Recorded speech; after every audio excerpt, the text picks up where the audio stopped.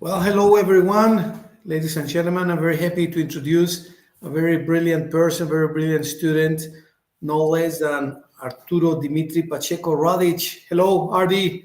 How are Hello. you doing today? Doing well. How are you? Fine, fine. Thanks very much. I don't know if I'm pronouncing your maternal family name okay. Rodic? Is it pronounced Rodic or Rodic? Rodic. Yeah. Rodic. Okay, yeah. There used to be a great chess player, Gligoric, Velimirovic. Also, they ended in C, and the pronunciation was Velimirovic, Gligoric. Is that true? Yes. Yeah. Very nice, Ardi. Okay, Ardi, tell us something about you. I know that you have many hobbies, many activities. That you are a very complete person. Tell us something about you, please. Yeah. I'm 19 years old. I live in Arizona. I'm going into my second year of college in Massachusetts, and I'm studying mechanical engineering. My hobbies include swimming, running, reading, and playing music, especially the violin, but also the piano and the guitar. And I think that's about all I do. Well, that's plenty. I understand you once played the Tchaikovsky concerto Yes, I played the Tchaikovsky violin concerto in D major last year. in last year. All right, and now you're learning the Brahms concerto. Yes. How do you compare both in terms of, beauty is subjective, but in terms of technical difficulty, how do you compare them in terms of endurance and demand from the player? I think Brahms is more technically difficult, but there are more rests in between passages and themes. So I think that Tchaikovsky requires a bit more endurance. And it also, like, the first movement has twice as many pages of violin music as the first movement of Brahms, but I think the Brahms is more technically difficult. Oh, I see. Which one was written first, the Tchaikovsky one or the Brahms concerto? If I remember correctly, they were written within 1 year of each other, but I don't remember which one was written first. Oh, okay, but they are about the same era, the same season, the same time, the same period. All right. Yes. Other concertos that you like, which are famous besides the Brahms and the Tchaikovsky's concertos? Yes, I love the Beethoven violin concerto. Mendelssohn is very nice as well, and not a violin concerto, but I quite like the Dvorak cello concerto. I like listening to it, and my brother was practicing it, so it's very Was nice. he really? Yeah. Amazing, amazing. There is the Bruch concerto as well. Yes, that one was also very nice. Yeah, there's so much violin repertoire that is just amazing. Oh yeah, that's fantastic, fantastic. How about swimming? Do you have a preference for any of the four styles: butterfly, crawl, backstroke, breaststroke? Which one is your favorite one? Yes, my favorite one is butterfly, but I'm best at front crawl, so both of those I think. Oh, I see. What is the challenge when you swim butterfly? The question is what isn't the challenge? It's very What difficult, is the challenge? but yeah, it's very difficult to, especially as an endurance exercise, which is why it's usually only swim over short distances. But it is, yeah, it's very challenging, and I like it. Uh-huh. Okay. Well, let's get into the topic. Um, you study mechanical engineering, right, at MIT? Yes. Okay. In your opinion, Ardi, why is engineering important for society? I mean, what is the relevance of engineering? Well, modern society as we live in it wouldn't function without engineering. I mean, we see it everywhere. We take it for granted in refrigeration, plumbing, our roads, our transportation, whether it's private or public, our beds, chairs, desks. Engineering is everywhere, and we just couldn't imagine. I couldn't imagine a world where we live without any sort of engineering. I think it's just everywhere. Right. It is intended to be for the betterment of the life of people, for life to become better, easier. Um, is it always so, or sometimes it makes us lazy in a way, or it's always important? Can it be at times detrimental? How do you see engineering in the benefits and the pros and cons that it can have? Uh, Say people have become more sedentary for once. So, what are the pros and cons that you see? Pros are evident, but can there be any cons at times, maybe? Yes, I think, well, the most obvious con to me, at least, is the applications in warfare and how destructive war can become. I mean, atomic weaponry is absolutely devastating, and it's only been used twice, and even that was terrible. Hundreds of thousands of people killed. So I think that in warfare, engineering has had devastating applications, but and also it less severely, but in terms of making people sedentary, I think we can also see that with uh, much of the work that used to be done by hand or by oneself is now taken over by machinery, which can be both helpful to open up opportunities for other work or detrimental in that you or in that an individual might just decide not to do that work. I see. I see. All right. Even though, I mean, defending yourself, defending your own person, defending your family, defending your cluster, your neighborhood, defending your nation is important, right? Yes, yes. Okay. Very interesting. So let me ask you another question. Why are you studying engineering? I'm studying engineering for much the same reason as I said that it's important for society.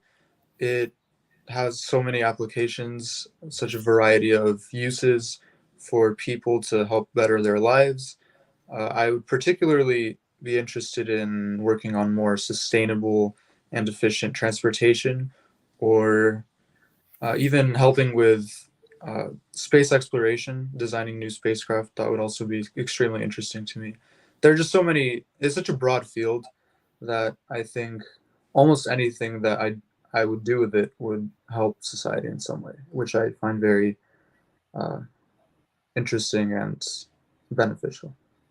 You mentioned transportation, which is an amazing field with lots of pending issues and challenges. Which ones do you see other than making transportation more efficient, less polluting? Sometimes when we use transportation, we don't notice that we're polluting so dramatically. Yeah. So, what other challenges do you see, Ari, in transportation? Other challenges I would say include affordability and accessibility.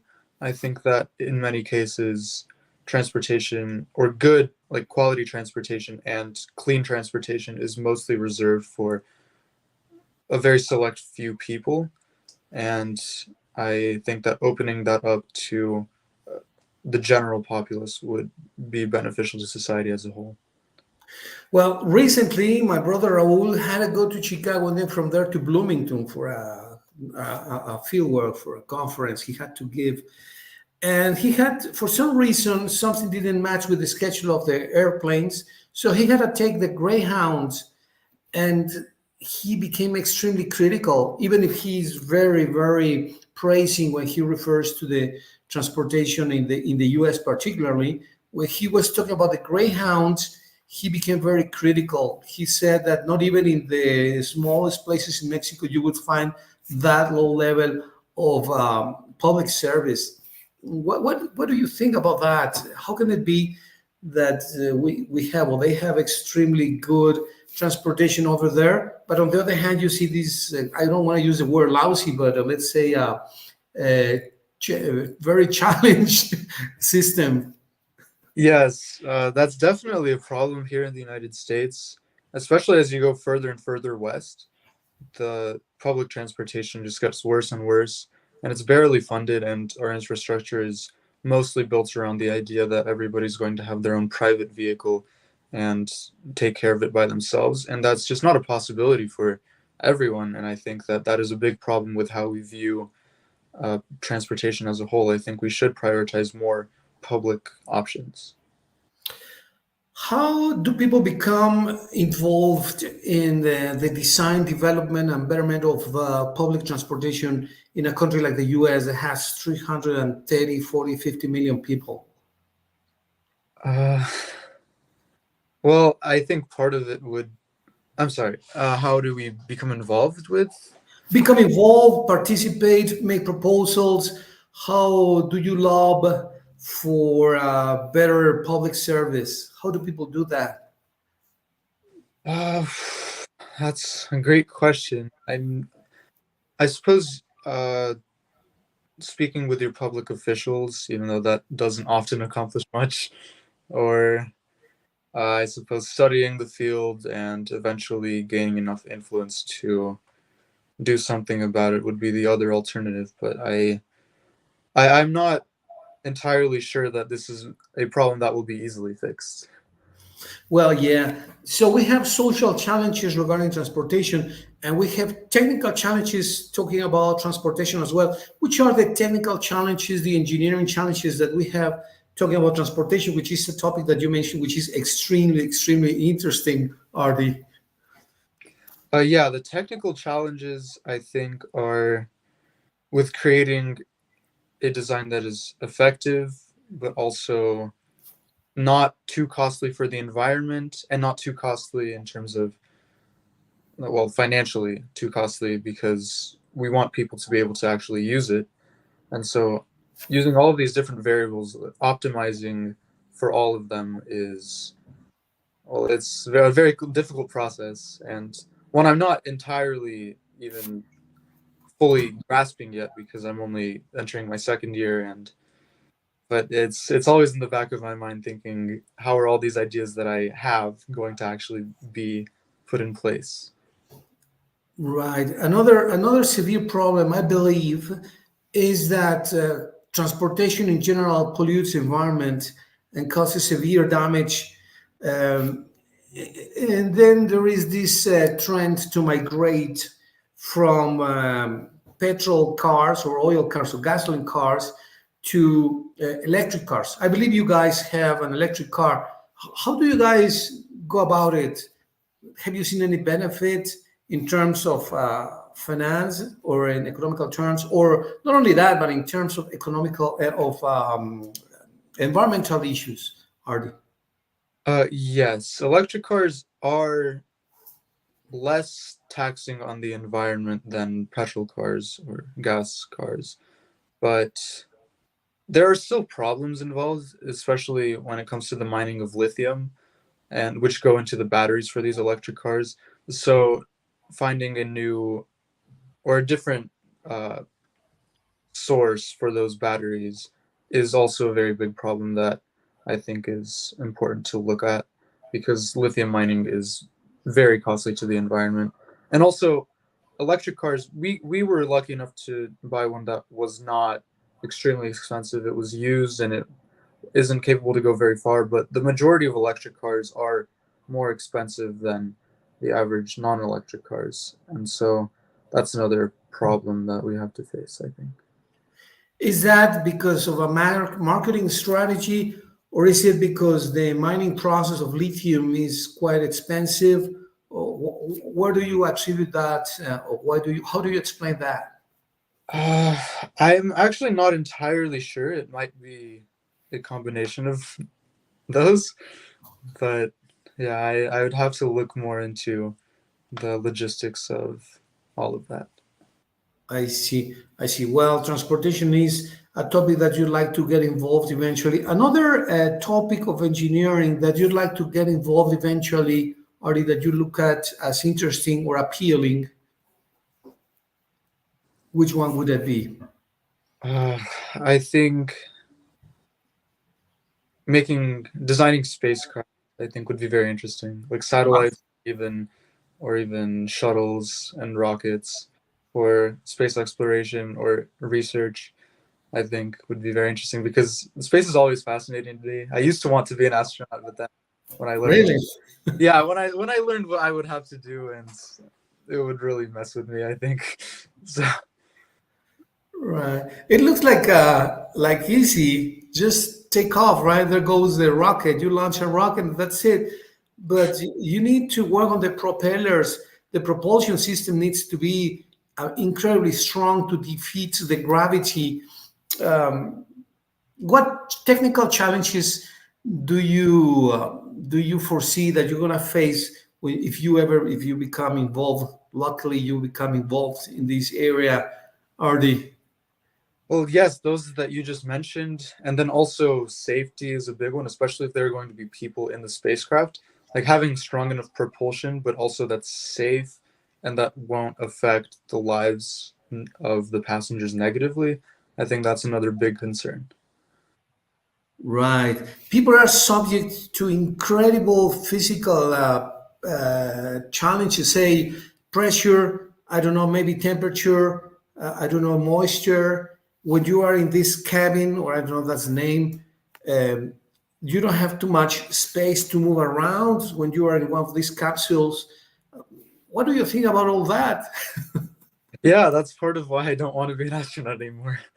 Yeah, Okay. it's a lot of pressure, and I very much admire the people who decide to go through that. Right. What can you tell us about remarkable cases of astronauts or people who have gone to outer space and have had remarkable experiences? What can you tell us about them? Uh, well, obviously Yuri Gagarin and well, was the first man in space, and that's always been uh, a very interesting person to me, and very a person whom I much admire. And then also the first people on the moon, Neil Armstrong, Buzz Aldrin. I think that was an extremely amazing mission, the Apollo 11, and all of these stories about uh, going further into the reaches of space have fascinated me for a long time. Even though I've become less and less interested in actually going into space, I'm still very interested in the experiences that other people might have, and also in my role in allowing more people or more research. Right. When you talk about these stories, obviously the natural thing to do is to remember those beautiful success stories. We're having amazing cases of people landing in the moon for the first time, like uh, was it Alvin Collins and there were Uh, three. Neil, Yeah, yeah, all right. Yeah. So, but there have also been sad stories. There was a case in which the shuttle exploded just leaving the atmosphere. That was a dramatic incident. Hence, people want to designers, engineers want to design safer systems. What could be the procedure to do that? How could you design safer systems in a rocket of that nature that is supposed to have the highest quality on Earth in the world? yeah. Well, I think that you were referring to the Challenger explosion, which is also Exactly. about, and when I said that, I protecting the people inside would be extremely important, and I think that that was a problem with fuel, and that it took up all the oxygen in. I think there was a leak because it took up the oxygen in the cabin when there should be shut off from the fuel system. It shouldn't be connected, and I think that making sure that the cabin is insulated and that the people are inside are absolutely safe should be, if not the top priority, then very close to the top. Right, of course, of course, of course. Among other things, people in like you, future engineers, need to study the properties of materials thoroughly. Isn't that true? Yes, yeah, I'm going to be taking a materials and mechanics class this coming semester, so I'll let you know how that goes. I see. I see. Um, well, I know that you haven't started that course yet, but I'm also sure that you are going to have some general knowledge about some materials, metals, plastics, ceramics. Some, not much, but some. Okay, okay. Have you seen an evolution in the design of materials, new materials for certain applications? For example, some cars have replaced metal parts with plastic parts. Some appliances, even kitchen appliances, have had some evolution. What have you seen in terms of common products that we manipulate, that we use day after day? I think a big one would be carbon fiber. Carbon fiber, yeah. I think a lot of what used to be metal or plastic or even wood, like for example, my violin bow, I have one made of wood and one made of carbon fiber. So Really? yeah, How does that affect the sound? Is it different? Can you notice, or is it basically the same? Does it make a difference? it makes some difference. It's not terribly different, but I think it is capable of greater stress, I think, especially in a piece like Brahms. So you're practicing the Brahms concerto in a carbon fiber violin? Yes, the bow, not the violin. The bow. Oh, the bow. All right. Oh, just the bow. Yeah, no, the carbon fiber violin would be very interesting, but I'm not sure how that would go. Right, exactly. So, well, even in the guitar, I don't know if in the violin, but they used to have metal strings, and at least in the guitar, some of them are not plastic strings. Isn't that true? Yes, in the classical guitar that I have, the lower three strings are metal, and then the other ones are, I think, nylon. Nylon, which is a derivative of plastic, some type of plastic, right? Yes, yes. Okay, well, that's really, really impressive. Very nice, Artie. Now, tell us something about MIT. You're in one of the most prestigious universities in the US and maybe in the world, surely in the world. How does that make you feel? You've been to other good schools in Arizona, now in Boston. This is this major university. What has impacted you? What have you seen as noticeable? How do you feel about being at MIT, which is an impressive university? How do you feel about that? What can you tell us about this university?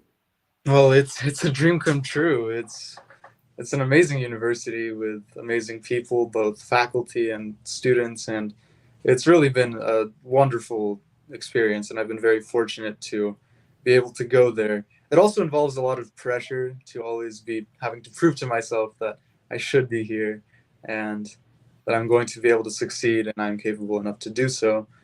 And overall, I have a very I've had a very good experience so far, and I enjoy it quite a lot, even despite the difficulty. Well, yeah, but the difficulty is a natural challenge that you're supposed to face once you know that you're going to be there, right? And then the daily work, the discipline that you have acquired throughout all your life, thanks to your parents and yourself, of course, the good friends that you have surrounded with, all the positive factors that influence your life for the better, for the good. Well, congratulations, Artie. That's an amazing feat, achievement. Thank you. Let me ask you another question. Uh, how do you think this is going to help you develop and grow more in the work arena? I mean, it's obviously not the same to say I come from the Patito school, but I come from MIT, right? How can that benefit your work plans in the future?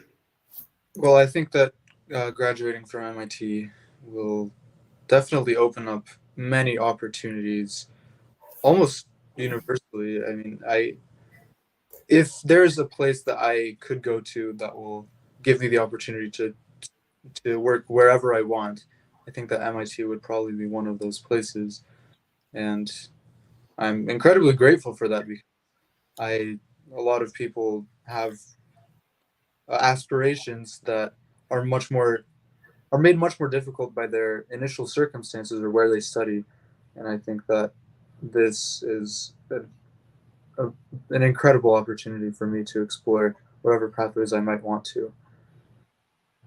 Very nice. Amazing. Great. I have another question, Artie. Once you finish as a graduate, as an engineer, how do you plan to contribute to society with your degree? There are many challenges in the world, obviously, right, in society. So, how do you plan to impact society positively once you're done with your major with your degree? Well, if my plans remain the same, then I hope to work on better, more accessible, more efficient, less polluting transportation, or on the spacecraft that I mentioned. But essentially, I think any field of engineering that I end up choosing, whether it's in fluids or in mechanics or in energy or ocean engineering, etc., I think that any of those has the potential for great benefit to society as a whole. And so I chose mechanical engineering mostly because it is a very broad field and it will give me a lot of options in case I change my mind throughout the years about my plans in the future. But that will still allow me to work on something that will have positive effects on society. Of course, of course.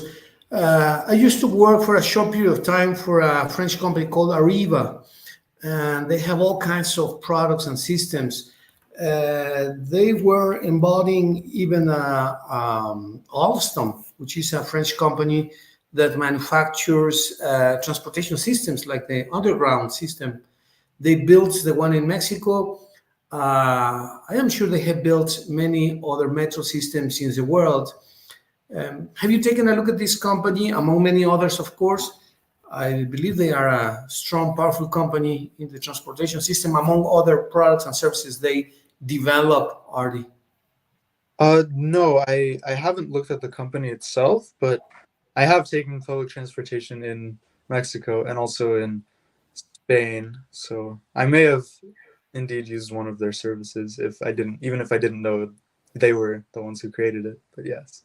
Yeah, I believe it was Alstom, and I am not sure if they had an alliance with Bombardier, which is a French Canadian company. But very, very interesting and very powerful, like many others, right? You also have Japanese companies, Mitsubishi. I'm sure there's going to be German and American companies, Chinese, of course. So let me ask you, what projects do you see are necessary in the countries that you have visited? I believe you have been to many countries and you have seen different challenges. You've been to Serbia, you've been to Mexico, obviously you're in the US, but you have been to many other countries. What have you seen? What differences have you noticed? What similarities have you seen, ArDi?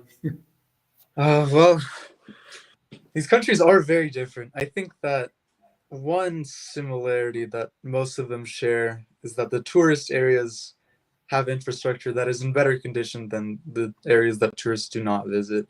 So that might skew some of my perceptions about the places that I visited, especially if I've only seen the regular tourist areas in those places. But in the ones that I have seen the most of that are not just tourist areas are Mexico, Serbia, and well, obviously the United States because I live here. And I think that the infrastructure for roads, largely in the United States, at least where I live, has been better kept than I would say, for example, in Serbia. But then the public transit here, I think, is not as good as the public transit that I took near uh, Mexico City, which I was initially surprised at, but then the more I looked into how little the United States values public transportation and how much it prioritizes private transportation, that disparity, I think, was made a little more understandable, even though, well, understandable if not justified, because I think the United States should prioritize public transport more. And then I think a lot of the problems with the infrastructure in Serbia, I haven't been there in several years, but I remember the first time going and still seeing the destroyed buildings from the bombing in 1999, and so I think that that also had a role to play in the less than uh, astounding infrastructure. Right. That is a very sensitive topic. Some cities, like the ones I have lived in here in Mexico, Irapuato, León, they have very lousy streets. You see the roads, they look like volcanoes, right? Lots of craters, or it looks like it was recently bombed. So you say, how can this be? And this is the road to, and the main road. Of course, it requires to be a specialist in this field, but is it really that hard to have nice roads? I mean, or what is the problem with having better roads and public services? Um, I'm not only when we talk about roads and transportation, but also you have the health system, the public health system, Mhm. the educational system. What's your take on that, Ardi? Yeah, I think it's a very big problem with the distribution of resources and how much is allocated to each problem. And so, for example, even in the United States, and in some states, less or fewer resources are allocated to infrastructure and roads than to other things. Let's say, well, the United States does prioritize the military a lot, and so maybe we could say some of that could go into roads instead, or some of what has gone into roads could go more into health or education, etc. I think the allocation of resources is largely why we see some disparities. Although other, I think, more global causes are, well, for example, that the United States has much more influence over other countries with natural resources than, well, say, Mexico does. And so it has a lot more access to global wealth in that form because of those resources. And so it can afford more, I think, uh, projects in terms of. Right. For some reason, people here in Mexico, we tend to criticize the U.S. as not being very social and very public oriented. But when you take a look at Mexico, you see, no, I think we're criticizing the wrong government. I've seen the little time that I spent there, I noticed lots of social programs, lots of projects that were devoted to the poor or poorer communities too, much more than in Mexico for sure. Uh, However, we have a different idea in general, of course, not everyone, but they also have lots of good programs for people, at least for the little time that I spent there. For example, the vaccines. When I took my daughter to the hospital, you had either the choice of paying $10 for the vaccination or registering yourself and say, well, I'm going to accumulate 3, 4, 5 visits. And then when I leave or when I decide to pay the whole thing, I do it. And I did when I left the US. And I even donated all my goodies, my appliances, my oven, my bed, my blankets, lots of clothing to the Salvation Army. So I think I gave back what they gave me, which they were very kind. Uh, However, many people think, no, they are the devil, they are bad, and we are the good ones. But you take a look at not at the high society in Mexico, but at the poor guys in Mexico, and it's amazing that 45% in Mexico of the population, 45% of the population, don't have enough for the basic basket of goods. Then you might ask me, well, what does this have to do with engineering, right? Well, the point that I'm leading to is how can you detach engineering from politics or from social things? They are all at the end connected, don't you think? Yes, yes. To well, that has many different components that I would like to answer as well as I can. So Please, please, please. to the first part, in terms of the United States having some or more social orientation than you expected, I would say that I think that from what I've seen, which admittedly is not all of the United States, but from what I've seen, I think that when the government doesn't provide as much to the population as a whole as we might expect, then a lot of the time it's those kind of ground up organizations that have to step in and try to help the people, like you said, Salvation Army, etc. And I do think that the way that our government functions is not terrible. It's not extremely socially oriented. So I think that that is something that could change. But I do think that in general, the people in the United States do care about each other a little more than maybe some people might expect. So I think yes. And then the engineering mixed in with politics. Well, there's yeah.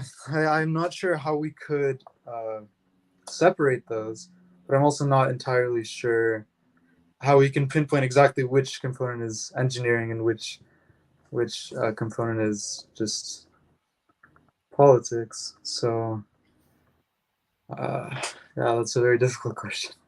Well, let's talk. Let me give you an example. Let's say that you're a bridge engineer. You're going to design bridges for the city, Hmm. but you have a limited budget. You want to enhance the quality of your bridge. You don't even want to put the safety of the people at stake.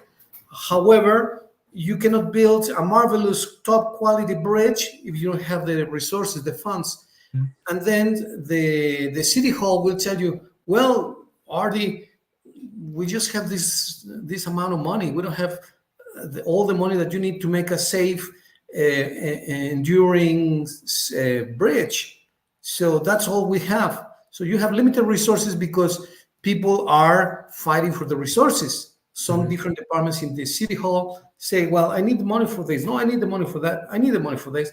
So all they give you is this. So you have limited resources to do a safe highway, a safe bridge, a safe airport, a safe whatever, right? Yeah. Yes, I completely agree, and I think I understand your question a little bit more now. But yes, I yeah, especially what we can see with uh, public transportation, for example. An engineer could have very good ideas, very effective solutions to the problem, but if they're not funded, then there's no way to put those designs into an actual product or an actual solution to the problem of transportation if resources are being allocated for something else, for example. Yeah. Yeah, absolutely, absolutely. Well, the next to the last question is, what pending things does engineering have in, in the developments, in the growth of engineering, novelties, uh, new developments, discoveries? What is pending in terms of engineering? Uh, I think the one that I can think of off the top of my head is in nuclear engineering, um, having hydrogen fusion as a source of power instead of nuclear fission, and and yes, having a net zero uh, input and output of energy. I think that is the big thing that a lot of engineers are currently working on, and I think we've gotten closer and closer. And I think it is also a safer alternative to nuclear fission, which is usually safe. There's have been obviously some problems that we can name, such as in Fukushima and Chernobyl, but largely I think that fusion would not only create more energy, or not create, but would convert more of the nuclear energy into a usable form of energy than fission, and would also, I think, be safer from what we know so far. So I think that's the big one. Right. Well, it is known that France produces around 75% of its domestic power through nuclear fuel. Um, Unlike any other countries, I believe Mexico produces only 2% with the Laguna Verde power plants that we have in Veracruz. I don't know the numbers for the US and Canada. What's your take on that? What do you think about a massive production of energy like the French people do versus other countries like Mexico, where we produce only 2% of our energy through nuclear fuels? Uh, I think that nuclear power is cleaner than other fuels such as oil and gas and coal, but it also, if not managed properly, has potential for great detriments to public health, especially if waste isn't disposed of uh, responsibly and securely. But I do think that as a transition to renewable and clean energy sources, I think that if managed responsibly, it could actually be beneficial. So I'm still not entirely sure where I stand on it, but I think that it could serve as a good stepping stone to clean and renewable energy as the main source. Right. Okay. Well, ArDi, thank you very much for your comments. Very interesting, very broad field also. And I want to congratulate you for your input, for your comments, and disposition to help us in this way, ArDi. Any additional words that you'd like to say? No, thank you for having me, and it's good to see you. Okay. I'm going to finish the transmission then. Thanks a lot. Stay there for a minute, please.